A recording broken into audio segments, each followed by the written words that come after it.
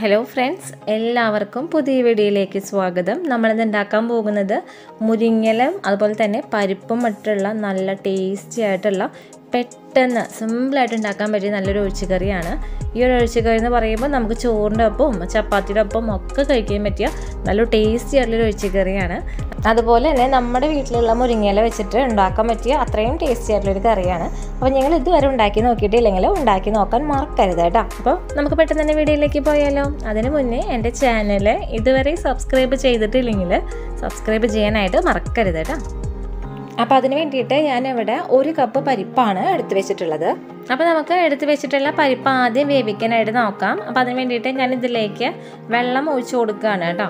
വെള്ളം എന്ന് പറയുമ്പോൾ ഏകദേശം 1 കപ്പ് വെള്ളമാണ് ഒഴിച്ചു കൊടുത്തിട്ടുള്ളത്. ഞാനിപ്പോൾ ഏകദേശം ഇച്ചിരി കൂടുതൽ വെള്ളമല്ല, എന്നാൽ ഇച്ചിരി വെള്ളമുണ്ട്, ആ രീതിയിലാണ് വെക്കുന്നത്. അപ്പോൾ നിങ്ങൾക്ക് നല്ലപോലെ വെള്ളം വേണമെന്നുണ്ടെങ്കിൽ അതിനനുസരിച്ച് വെക്കുക. പരിപ്പ് തന്നെ വെന്ത് കുറുകണമെന്നുണ്ടെങ്കിൽ അങ്ങനെ ആവാൻ വേണ്ടിയിട്ട് കുറച്ച് വെള്ളം അധികം വെച്ചോട്ടോ. ഞാനിപ്പോൾ നല്ലപോലെ വെന്ത് കുറുകിക്കുന്നില്ല.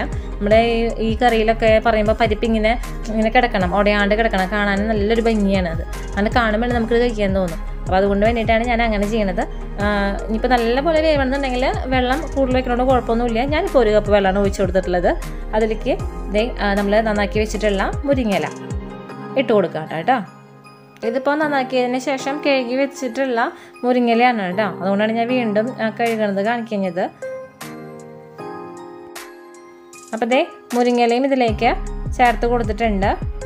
ഇനി ഇതിലേക്ക് നമുക്ക് പൊടികൾ ചേർക്കാനായിട്ട് നോക്കാം. ഞാനിപ്പോൾ പൊടികളായിട്ട് മഞ്ഞൾപ്പൊടി മാത്രമേ ചേർക്കണുള്ളൂ കേട്ടോ. നമ്മൾ മുളക് പൊടിയൊന്നും ചേർക്കണില്ല. പച്ചമുളകാണ് എരിവിന് വേണ്ടിയിട്ട് ചേർക്കുന്നത്. അപ്പോൾ ഇതിലേക്ക് ഒരു 1/2 ടീസ്പൂൺ മഞ്ഞൾപ്പൊടി ചേർത്ത് കൊടുത്തിട്ടുണ്ട്. പിന്നെ ഇതിലേക്ക് ഒരു 7 അല്ലി വെളുത്തുള്ളി അതുകൊണ്ടും ചേർത്ത് കൊടുക്കുകയാണ് കേട്ടോ. അപ്പം ഞാൻ നേരത്തെ പറഞ്ഞ പോലെ ഇതിലേക്ക് ഞാൻ എരിവിന് വേണ്ടിയിട്ട് പച്ചമുളകാണ് ചേർത്ത് കൊടുക്കുന്നത്. 4 പച്ചമുളകാണ് എടുത്തിട്ടുള്ളത് കേട്ടോ. അത് നമുക്ക് അരിഞ്ഞിട്ട് ഇതിലേക്ക് ഇട്ട് കൊടുക്കാനായിട്ട് നോക്കാം.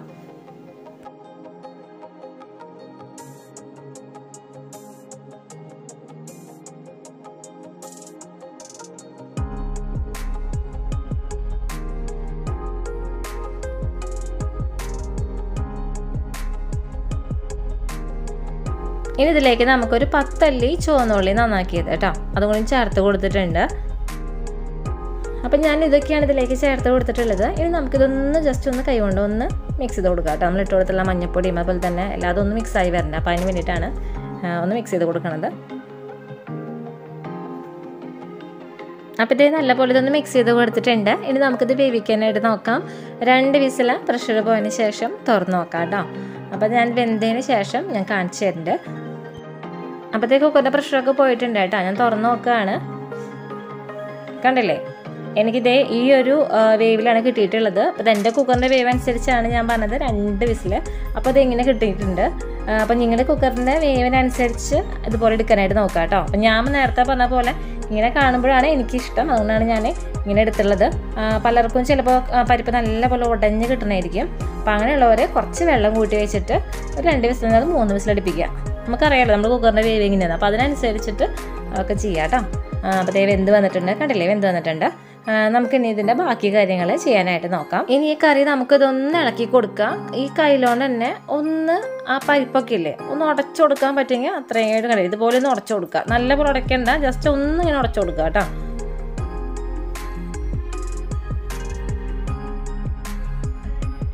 അപ്പോൾ ഇത് ഒന്ന് ഇളക്കി കൊടുത്തിട്ടുണ്ട്, ജസ്റ്റ് ഒന്ന് ഉടച്ചു കൊടുത്തിട്ടുണ്ട്. ഇനി ഇതിലേക്ക് ഞാൻ 1 കപ്പ് നല്ല തിളച്ച വെള്ളം ഒഴിച്ചു കൊടുക്കുകയാണ്.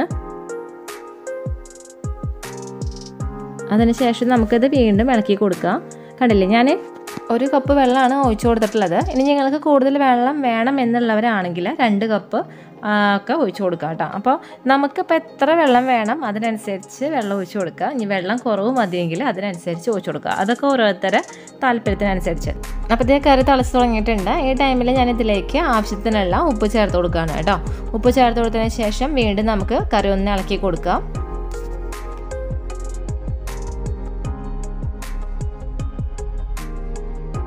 അപ്പോൾ കറി നല്ലപോലെ വെട്ടി തിളച്ച് തുടങ്ങിയിട്ടുണ്ട്. ഞാനിതിൻ്റെ ഫ്ലെയിം ഓഫ് ചെയ്യാണ്. ഫ്ലെയിം ഓഫ് ചെയ്തതിന് ശേഷം നമുക്കിതിലേക്ക് കടുക് പൊട്ടിച്ച് വയ്ക്കാനായിട്ട് നോക്കാം. പിന്നെ ഒരു കാര്യം പറയുകയാണെങ്കിലേ നമ്മൾ ഇങ്ങനെ ഉണ്ടാക്കുന്ന കറികളുടെ പ്രത്യേകതയാണ്. നമ്മൾ ഉപ്പ് നോക്കുന്ന ടൈമിലൊക്കെ ഇപ്പോൾ നമ്മൾ കടുക് താളിക്കുന്നതിന് മുന്നേ ഉപ്പൊന്നും നോക്കില്ല, ഉപ്പിട്ടതിന് ശേഷം. അപ്പോൾ ഞാൻ നോക്കിയപ്പോൾ കറക്റ്റാണ്. അപ്പോൾ ആ ടൈമിലൊക്കെ നമ്മൾ നോക്കുമ്പോൾ നമ്മൾ വിചാരിക്കും അയ്യോ അതത്ര ടേസ്റ്റ് ഇല്ലല്ലോ എന്ന് വിചാരിക്കും. പക്ഷേ അപ്പോൾ അറിയേണ്ടവർക്ക് അറിയായിരിക്കും, പക്ഷേ അറിയാത്തവർക്ക് വേണ്ടിയിട്ടാണ് പറയുന്നത്. ഈ കറികളിലൊക്കെ ടേസ്റ്റ് എന്ന് പറയുമ്പോൾ നമ്മൾ കടുക് താളിച്ച് വെക്കുന്നതിലാണ്. നമ്മൾ അതുവരെ കണ്ട കറി ആവില്ല കടുക് താളിച്ച് വെച്ച് കഴിഞ്ഞാൽ. നമുക്ക് പെട്ടെന്ന് തന്നെ ഇനി കടുക് താളിച്ച് വയ്ക്കാനായിട്ട് നോക്കാം കേട്ടോ. അതിന് വേണ്ടിയിട്ട് ഞാനൊരു സോസ് പാനാണ് അടുപ്പത്ത് വെച്ചിട്ടുള്ളത്. അപ്പോൾ ആദ്യം നമുക്ക് ഇതിലേക്ക് കുറച്ച് വെളിച്ചെണ്ണ ഒഴിച്ച് കൊടുക്കാനായിട്ട് നോക്കാം കേട്ടോ. അപ്പോൾ ഒഴിച്ച് കൊടുത്തിട്ടുള്ള വെളിച്ചെണ്ണ ഒന്ന് ചൂടായി വരട്ടെ. അപ്പോൾ ഇത് വെളിച്ചെണ്ണ ചൂടായി വന്നിട്ടുണ്ട്. ഇനി ഇതിലേക്ക് നമുക്ക് കുറച്ച് കടുക് ചേർത്ത് കൊടുക്കാം. ഏകദേശം ഒരു 2 ടേബിൾ സ്പൂൺ കടുകാണ് ഞാൻ ചേർത്ത് കൊടുത്തിട്ടുള്ളത്. അപ്പോൾ ഇട്ട് കൊടുത്തിട്ടുള്ള ഈ കടുകൊക്കെ നല്ല പോലെ തന്നെ പൊട്ടി വരട്ടെ കേട്ടോ. അപ്പോൾ അതേ കടുകെല്ലാം പൊട്ടി കഴിഞ്ഞിട്ടുണ്ടെങ്കിൽ ഇതിലേക്ക് നമുക്ക് കുറച്ച് കറിവേപ്പിലയും അതുപോലെ തന്നെ 2 വറ്റൽമുളകും ചേർത്ത് കൊടുക്കാം. അതിനുശേഷം ഇതിൻ്റെ ഫ്ലെയിം ഓഫ് ചെയ്യാം, കാരണം ഇത് മൂക്കാനുള്ള ആ ഒരു ചൂടുതലുണ്ടാവും, ആ വെളിച്ചെണ്ണയൊക്കെ ഉണ്ടാവും. ഇനി നമുക്കിത് കറിയിലേക്ക് ഒഴിക്കാനായിട്ട് നോക്കാം കേട്ടോ. അപ്പോൾ ഇത്രയേ ഉള്ളൂ, സിമ്പിളായിട്ട് ഉണ്ടാക്കാൻ പറ്റിയ നല്ല ടേസ്റ്റി ആയിട്ടുള്ള കറിയാണ്. അപ്പോൾ ഇതുപോലെ ഒന്ന് ഉണ്ടാക്കി നോക്കാനായിട്ട് മറക്കരുത് കേട്ടോ. ഞാൻ ഇത് കാച്ചി ഒഴിച്ചതിന് ശേഷം ഒരു 2 മിനിറ്റ് ഒരു പ്ലേറ്റ് വെച്ചിട്ട് ഒന്ന് അടച്ചു വെക്കുന്നുണ്ട്. അതിന് ശേഷമാണ് സെർവ് ചെയ്യാനായിട്ട് എടുക്കുള്ളൂ.